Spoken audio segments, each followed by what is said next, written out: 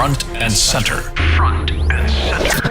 A focus on important and significant developments affecting the lives of Filipinos, not only in the Philippines, but also those living and working around the world. Join us in Front and Center. Front and Center. Here on Radyo Pilipinas World Service.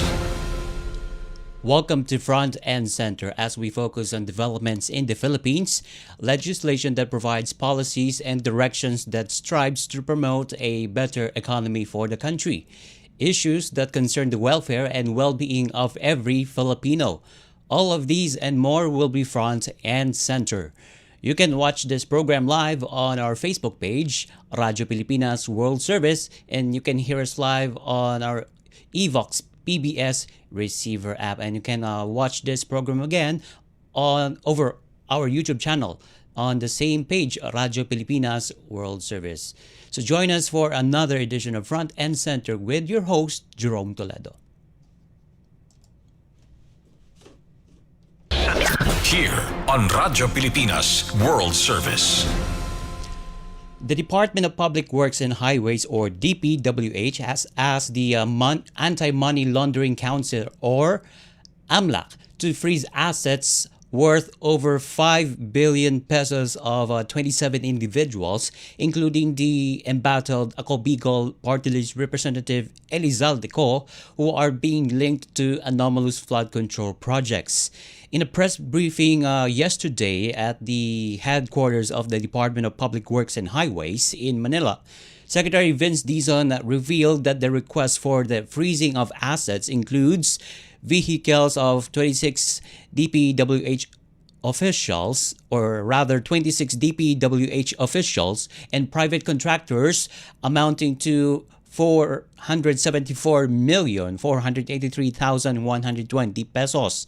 Last week, an initial 135 bank accounts and 27 insurance policies of the former and active DPWH personnel and private contractors involved in the alleged anomalies were frozen. And based on the list that was shown during the press conference of Secretary Dizon, the DPWH officials and private individuals, as well as the amount of vehicles, are the following as we are showing now on the screen. Henry Alcantaras, that's amounting to 670,000 pesos, and the former Bulacan engineer Bryce Erickson Hernandez worth 35 million pesos, while the another one is JP Mendoza worth 18 million pesos, and the list goes on, and we have the list showing now on the screen.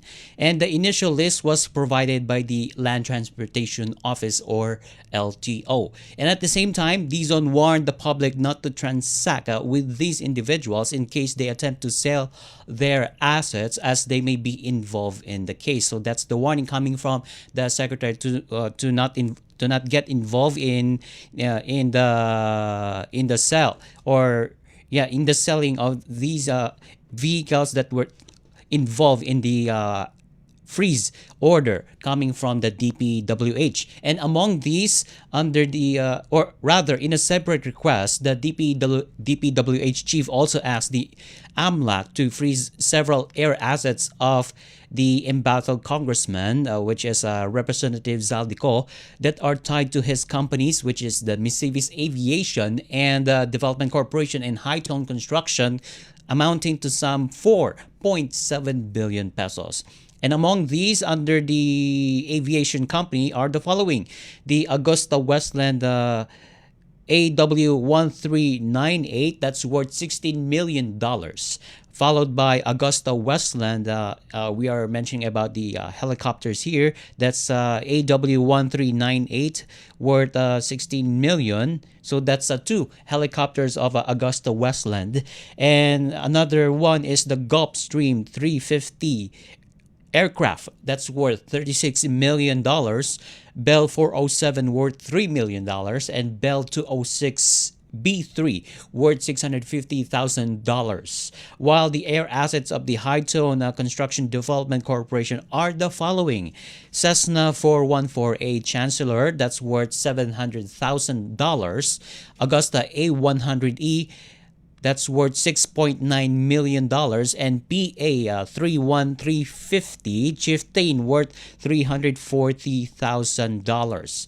And the list was provided by the Civil Aviation Authority of the Philippines. And Secretary Dizon noted that this information will be submitted to the Independent Commission for Infrastructure and the Department of Justice. So in the next few days, the ICI will convene its meeting with some agencies regarding this, and they will be receiving information and this list coming from the DPWH. And also, Representative Ko, who is seeking a medical treatment in the United States, was also accused of proposing billions of pesos in insertions in 2025 national budget that supposedly funded some questionable flood control and other infrastructure projects. He has denied the allegations. And for the benefit of our listeners, that later in this evening, the Senate will continue its investigation on the anomalous flood control projects. So I think there will be names of politicians that will be dragged in the controversy. So, and this investigation regarding the flood control project is not yet over. So, Filipino people must be watchful and mindful of the events happening at the Senate, particularly in the investigation on the anomalous flood control projects. Center. Front and center. Here on Radyo Pilipinas World Service. Let's switch gear to and let's talk about the case of former President Rodrigo Duterte. As the Department of Foreign Affairs said that it conducted a consular visit to former President Rodrigo Duterte's detention cell at an International Criminal Court or ICC facility in The Hague, Netherlands. The DFA spokesperson Angelica Escalona confirmed the visit and said it was a routine welfare check, which is a standard duty of all Philippine Foreign Service posts for any Filipino citizens detained abroad. So we are showing now on the screen the statement of the Department of Foreign Affairs regarding the issue, and also the complete statement from the DFA says, quote and unquote, officials from the Philippine Embassy in The Hague visited former President Rodrigo Roa Duterte at the detention center of the International Criminal Court to conduct a welfare check.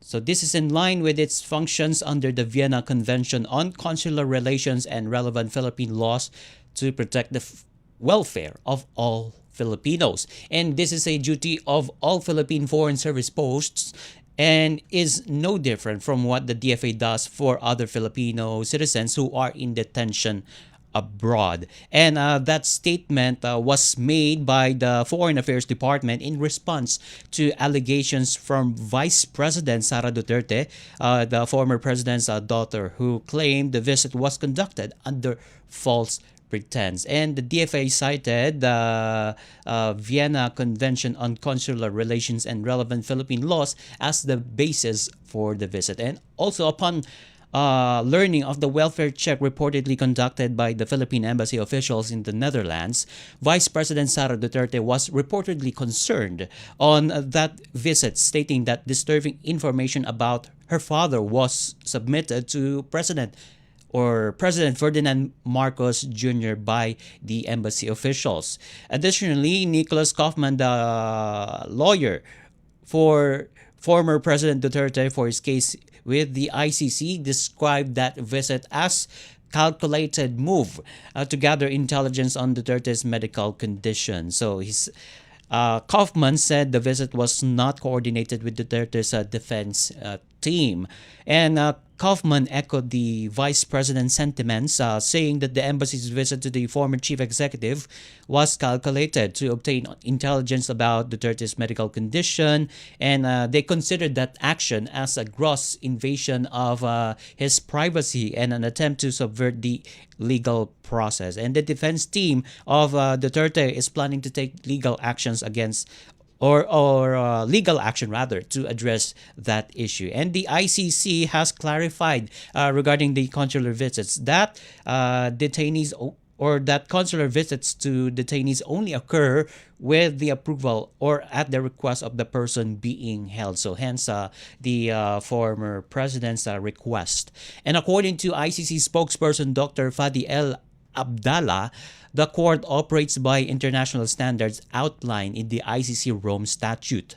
And that standard ensures that all detained individuals under ICC custody must have an access to consular services of their home countries. So that ensures the right of an individual under the ICC custody to have or to be serviced by its embassy or consular or consulates rather in that area. And also to recall, the International Criminal Court postponed the confirmation of charges hearing for former Philippine President Duterte, and that was originally set for September 23, but it was delayed after his defense team, which is led by Nicholas Kaufman, he requested an indefinite adjournment due to health concerns of the former president. And Kaufman argues that Duterte is not fit to stand trial at the ICC due to lack of cognitive capacity and cannot apply the essential cognitive skills needed for defending himself at the court. And the defense team is seeking a permanent adjournment of all legal proceedings, citing that Duterte's medical condition is deteriorating. And former President Duterte is charged by the ICC prosecutor with murder and frustrated murder as crimes against humanity, stemming from 49 incidents related to his war on drugs during his time as mayor of Davao City and as president of the Philippines. And he is currently awaiting trial on crimes against humanity related to his war on drugs campaign in the last administration rather, which resulted in the deaths of more than 1,000 drug suspects. And the ICC's investigation began in 2011, covering the period when Duterte was mayor of Davao City, and continuing rather until March 16 of 2019, a year after the Philippines withdrew from the Rome Statute, which constitutes the International Criminal Court. Front and center. Front and center. Here on Radyo Pilipinas World Service. More stories and developments here in the Philippines when Front and Center returns here on Radyo Pilipinas World Service. Mas pinadali na ang government transactions sa tulong ng eGovPH Super App. Pwedeng-pwede mo nang magawa ang lahat ng ito. I-download ang eGov app sa iyong smartphone o tablet mula sa App Store o Google Play Store. Pagkatapos, ilagay ang iyong mobile number at i-authenticate gamit ang one-time PIN o OTP para marehistro ang iyong account. Saka ilagay ang iyong mga pangunahing impormasyon at kumpletuhin ang facial recognition technology para sa verifikasyon ng iyong pagkakakilanlan. Para sa mas mabilis at mas maayos na serbisyong panggobyerno, gamitin na ang eGovPH Super App.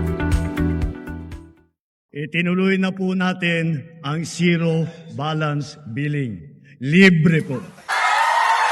Ibig sabihin, ang serbisyo sa basic accommodation sa ating mga DOH na ospital, wala nang babayaran ang pasyente. Ang dami pong challenge, hindi po namin alam kung saan namin kukunin, ganon, nag-iisip kung paano namin mababayaran. Siyempre po, masayang-masaya, super saya po dahil na zero billing po kami. Opo, malaking po talaga, malaking tulong po. Mabilis lang din po.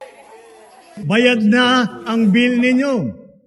Uulitin ko, wala nang kailangan bayaran ng pasyente basta sa DOH Hospital dahil bayad na po ang bill ninyo. Naiyak ako kasi sobrang saya. Maraming salamat po, Mr. President Bongbong Marcos Jr. Hindi kami nagkamali ng taong ihinalal. Garantisadong solusyon at aksyon ang handog sa iyo ng bagong Pilipinas Presidential Action Center. Sundin lang ang mga sumusunod para makakuha ng appointment.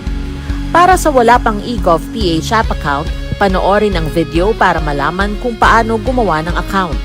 Kung meron ng account sa eGov.ph app, mag-login dito. Saka hanapin ang online registration tab para sa Bagong Pilipinas Presidential Action Center. Pindutin ito para makita ang available na government services. Piliin ang serbisyo na iyong kailangan mula sa listahan. I-upload ang requirements ng serbisyong kailangan mo.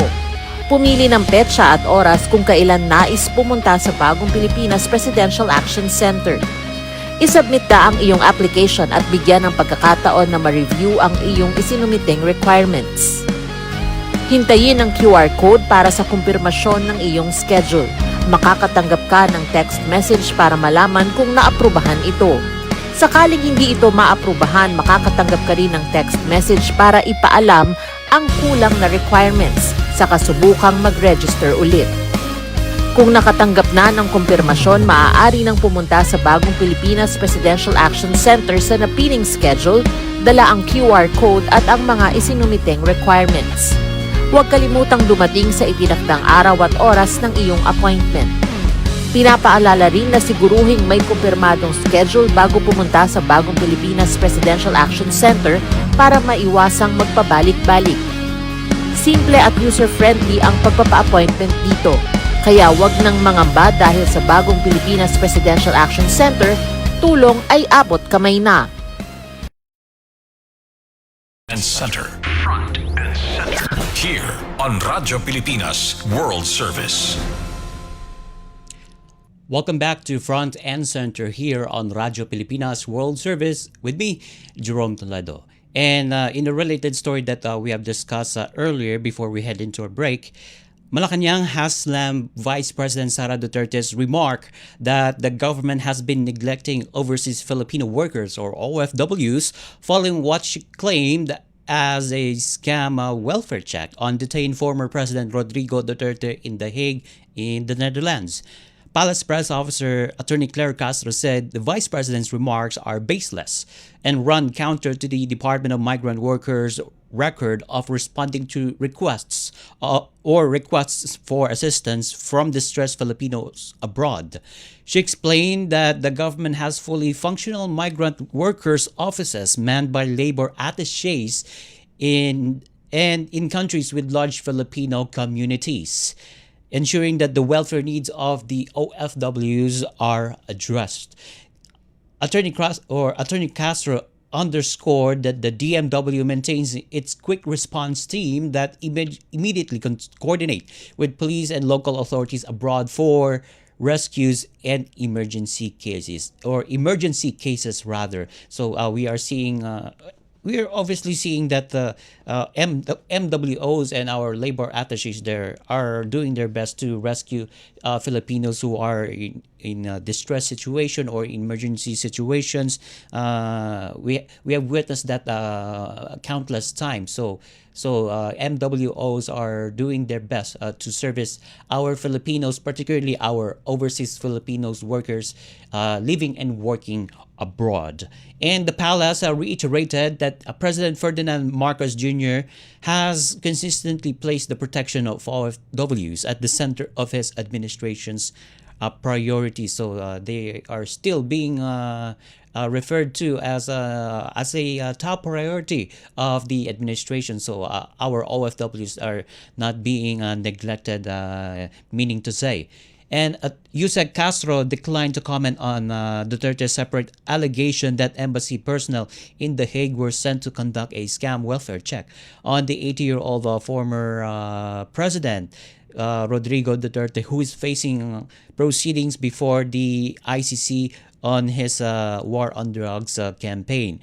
She said that the Department of Foreign Affairs will be proper agency to address the matter. By the way, so let's hear a portion of the statement from Undersecretary Claire Castro regarding the scam welfare check issue for former President Rodrigo Roa Duterte. Ang tutugunan lamang po natin ay yung kanyang huling mensahe patungkol po dun sa di umanong mukhang hindi alam ng pamahalaan na maraming OFWs na detained, distressed, abandoned, or neglected. At ito daw po ay hindi natutugunan ng gobyerno. Yan po ay malaking kasinungalingan. Nakausap po natin si USEC Undersecretary Bernard Olalia at tinanong po natin kung ano ang masasabi ng nasabing ahensya. Meron po tayong Migrant Workers Office o MWO na nasa mga destinasyon o mga bansa na malakas or malaki ang populasyon. Ito ay headed by labor attaché. So lahat po ng mga kinakailangan or pangangailangan ng ating mga kababayan sa ibang bansa, especially the OFWs, ay tinutugunan ng ating gobyerno. At yan din po ang nais ng ating Pangulo. Lahat ng pangangailangan ng mga OFWs, ng mga kababayan natin na sa ibang bansa, dapat matugunan agad-agad. At ayon sa record po ng DMW, lahat ng humihingi ng tulong sa kanila, 100% nilang natutugunan. At may records po sila. At meron din pong quick response team ang DMW, at kung kinakailangan ng rescue at hindi sila agad nakakapasok, humihingi agad sila ng tulong sa mga otoridad, mga police authorities sa nasabing bansa. Kaya ito pong binabanggit ng Vice Presidente na walang naitutulong sa mga OFWs, it is another fake news.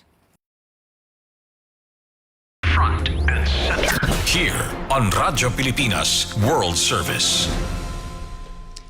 Back here in the country, President Ferdinand R. Marcos Jr. was satisfied with the government's response on disaster, but ordered agencies to continuously monitor the situation and coordinate with various government agencies as Northern Luzon is still reeling from the effects of Super Typhoon Nando. And at the same time, the country is bracing for the onslaught of the severe tropical storm Opong.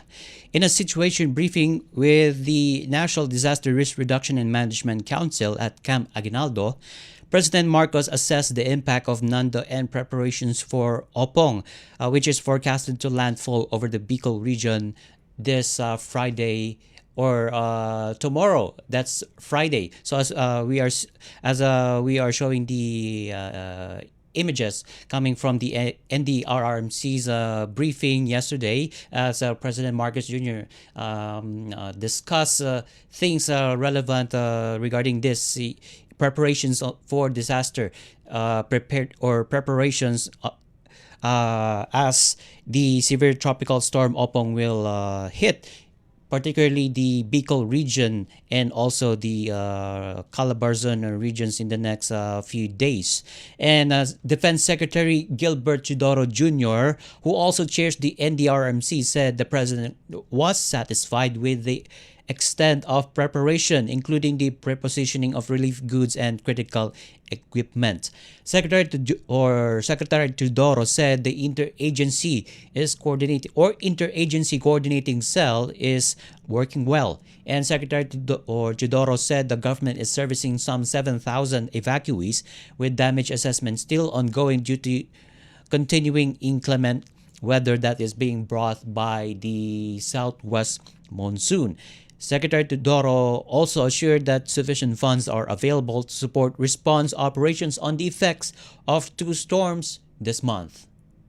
Front and center. Front and center. Here on Radyo Pilipinas World Service.